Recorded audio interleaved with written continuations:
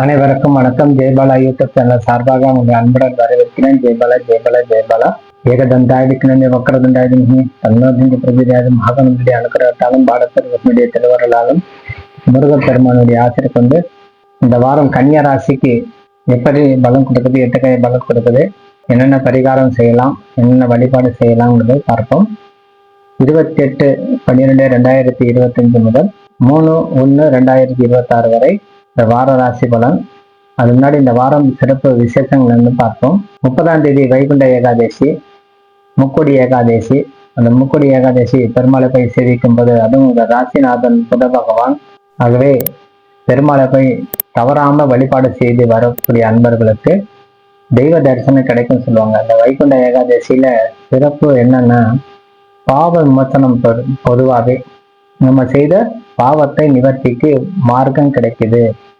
பல ஜென்ம தோஷம் நிவர்த்தி ஆகுது. தெரிஞ்சோ தெரியாமல் செய்த பாவங்கள் நிவர்த்தி ஆகுது. இந்த வைகுண்ட வாசல், சொர்க்க வாசல் திறப்புல போய் நம்ம வழிபாடும் செய்யும் போது, நம்ம ஏதேனும் ஒரு கர்மாவால் அகப்பட்டு இருந்தால் அதுல இருந்து நம்ம முக்தி கிடைக்கும். கர்மாவில இருந்து நம்ம முக்தி கிடைச்சாலே மோட்சம் தான். மோட்சம் கிடைச்சி விடுது. நம்ம மோட்சம் கிடைக்கும் போது நம்மளுக்கு முக்தி கிடைக்குது. அதனால அதை கண்டிப்பாக தவறாம அது போய் அந்த வைகுண்ட ஏகாதசி விரதம் இருந்து செய்யணும். 31ஆம் தேதி புதன்கிழமை கிருத்திகை விரதம். முருகப்பெருமான் போய் அந்த தினம் விரதம் இருந்து வழிபாடு செய்யுங்க. முருகப்பெருமானுடைய பாடல்கள், கந்தசஷ்டி கவசம், திருப்புகள் போன்றவற்றை பாராயணம் செய்து வரும்போது நல்ல பலன் கொடுக்கும். 2/1/2026 நடராஜர் அபிஷேகம் இரவு. 3ஆம் தேதி அதிகாலை தரிசனம், ஆர்திரா தரிசனம். ஆகவே 6 காலம் நடக்கக்கூடிய அபிஷேகம் கண்டு கழிக்கணும். சில ஆலயத்துல 3 காலம் நடக்கும், சில ஆலயத்துல 4 காலம் நடக்கும். இந்த வழிபாடு செய்து போதும்போது நம்மளால என்ன உபயம் செய்ய முடியுமோ அது செஞ்சுட்டு வரணும். ஆகவே இந்த நடராஜர் அபிஷேகம் அப்படின்னு வரும்போது வருடத்துக்கு மொத்தமாகவே 6 நாள் மட்டுமே அபிஷேகம். அதனாலதான் ஆலயத்துல 6 கால அபிஷேகம் பண்ணுவாங்க. அதாவது மாலையில 6 மணி, அப்புறம் 8 மணி, 10 மணி, 12 மணி, 4 மணி, 5 மணி, 6 மணி, அந்த மாதிரி ஒரு 2 மணி நேரம் இடைப்பட்ட காலம். 2 மணி நேரத்துக்கு ஒரு முறை அபிஷேகம். மொத்தம் 6 மணி நேரத்துல அந்த அபிஷேகம் செய்து விடுவார்கள். ஆகவே கண்டிப்பாக அந்த போய் கலந்து கொள்ள வேண்டும். கன்னியா ராசிக்கு பார்க்கும்போது உங்க ராசிநாதன் 4ஆம் இடத்துல அமர்ந்திருக்கிறார். உங்க ராசிக்கு சந்திரன் 7ஆம் பார்வையா இருப்பது, லாபஸ்தானத்தில் 7ல இருக்கிறது, ஒரு கேந்திரத்தை அமர்ந்து இருப்பது திருமணம் கைகூடும், தொழில் விருத்தி அடையும், படிப்பு மேன்மை பெறையும். அதாவது படிப்பு மேன்மை அடைகிறதுக்கு வாய்ப்பு.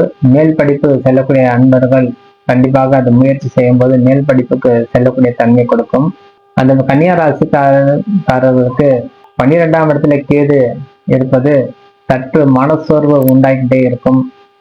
ஏதேனும் ஒரு அச்சம் அதாவது பயத்தை கொடுத்துக்கிட்டே இருக்கும். அந்த பயத்திலிருந்து போக்கிக் கொள்ள சந்திர பகவான் மனதார வேண்டிக் கொள்ளும் போது இந்த வாரம் திருதிய வாரம் சொல்லக்கூடிய 3 விசேஷங்கள் நம்ம இருப்பது வழிபாடு தவறாம செய்யும்போது அந்த பயம் கலைந்து விடும்.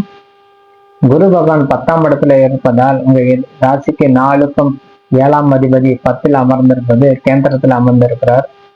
உங்க ராசிக்கு குரு பகவான் 4ஆம் பார்வையா செலுத்துகிறார். உங்க ராசிக்கு 2ஆம் இடத்துல பார்வை செலுத்துகிறார். உங்க ராசிக்கு 6ஆம் இடத்துல பார்வை செலுத்துகிறார். ஆகவே உங்க 2ஆம் பார்வை முதல் பார்வையாக 2ஆம் இடத்துல இருந்து குடும்பம் மேன்மை பெறும். கணவன் மணி கொண்டாட பிரச்சனைகள் நிவர்த்தி உண்டாகும். ஆகவே இந்த காலத்துல நீங்க அந்த பெருமாளை போய் சேவிக்கும் போது உங்க ராசிநாதன் புத பகவான் பலம் தருவார், முருகப்பெருமான் பலம் தருவார். கிருத்திகை வழிபாடு செய்யும் போது சூரியன் பலம் தருவதற்கு 12ஆம் அதிபதி 4ஆம் இடத்துல இருந்து பலம் தருவதற்கு நடராஜர் அபிஷேகம் பார்த்து வரும்போது பலம் பெறும். சுக்கிரன் 2ஆம் அதிபதி 4ல இருக்கும்போது தனப்பிராப்தம் கொடுக்கும். இந்த 4ஆம் இடத்துல இருக்கக்கூடிய பாக்கி வசூலாகும். ஏதேனும் நம்மளுக்கு கடமை பாக்கி இருக்குதுன்னா அது பாக்கி நிவர்த்தி செய்து விடுவீங்க. நம்ம ரொம்ப நாள் நீண்ட காலமா யாருக்காவது தொகை கொடுக்கல, பணம் கொடுக்கலன்னா அவர் கொடுத்துடணுங்கிற எண்ணம் உண்டாகும். நீங்க இதுவரை இழுத்தடிச்சிருப்பீங்க, அப்புறம் கொடுக்கலாம்னு. ஆனா இந்த காலத்துல உங்களுக்கு மன வைராக்கியம் கொடுக்க, அவர் கொடுத்தே ஆகணும் அப்படிங்கிற எண்ணம் உங்களுக்கு கொடுத்தனாக இந்த காலத்துல அந்த திருப்பி செலுத்தக்கூடிய தொகை ஏதேனும் பாக்கி இருந்தா அது திருப்பி செலுத்துவதனால உங்களுக்கு புண்ணியம் ஏற்படும். இந்த குரு பகவானுடைய பரிபூர்ண கிருபகடாசம் கிடைச்சிடும். சுக்கிரனுடைய பார்வையில குரு இருப்பதால் உங்க ராசி தனப்பிராப்தம் உண்டாகும், செல்வம் உண்டாகும். மலை சார்ந்த ஆலயத்துக்கு சென்று இந்த காலத்துல நீங்க போய் தரிசனம் செய்து வரும்போது உங்களுக்கு வாழ்க்கையில மேன்மை அடையும். குடும்பத்துல இருக்கக்கூடிய கணவன் மனைவிக்கு உண்டான பிரச்சனைகள் நிவர்த்தி உண்டாகும். கணவன் மனைவி ஏற்கனவே பிரிந்து இருந்தால் நீண்ட காலம் பிரிவினையாக இருந்தாலும் இந்த சந்திரன் 7ஆம் இடத்துல இருப்பதாலும் குரு 4ஆம் இடத்துல 10ஆம் இடத்துல இருப்பதால் கேந்திரத்துல இருப்பதால் அந்த மனைவி உங்களை தேடி வரக்கூடிய தன்மை உண்டாகும். கணவன் பிரிஞ்சினால் கணவன் பிரிந்து இருந்தாலும் கணவன் தேடி வரக்கூடிய காலம் உண்டாகும். ஆனா அதுக்குண்டான முயற்சி நீங்க ஈடுபட்டாலே கிடைக்கும். 6ஆம் இடத்துல இருக்கக்கூடிய சனியும் ராகு உங்களுக்கு நல்ல தொழில் உண்டாகக்கூடிய தன்மை உண்டாகும். வெற்றி பெறக்கூடிய தன்மை அவங்களுக்கு கொடுப்பாங்க. ஜெயிக்கக்கூடிய 6ஆம் இடத்துல ருண ரோக சத்ருஸ்தானம் சொல்லுவோம். அந்த ரோகம் சத்ரு அப்படிங்கும்போது சத்ரு விலகும். ஏன்னா சனி 6ஆம் இடத்துல இருந்து சத்ரு விலகி போயிடும். ஆனா மற்ற கிரகம் பகை இருந்தால்தான் அது சத்ருவாக வேலை செய்யும். இது சத்ரு விலகக்கூடிய தன்மை உண்டாகும். இது சுபத்தன்மை பெறார். ஏனென்றால் அந்த சனிக்கு குரு பார்வை வருவதால் உங்க ராசிக்கு 6ஆம் இடத்துல இருந்ததால் சனி உங்களுக்கு அது சுபத்தன்மையாகவே மாறிடும். ஆகவே காரகத்துவம் வழியில நம்ம பார்க்கும்போது மேன்மை அடையக்கூடிய தன்மையாக சனினால ராகுனால நமக்கு கிடைக்கும் சொல்லி விடைபெறுகிறேன். நன்றி, வணக்கம். ஜெயபால ஜெயபால ஜெயபால வளம் வாழ்க வளம்.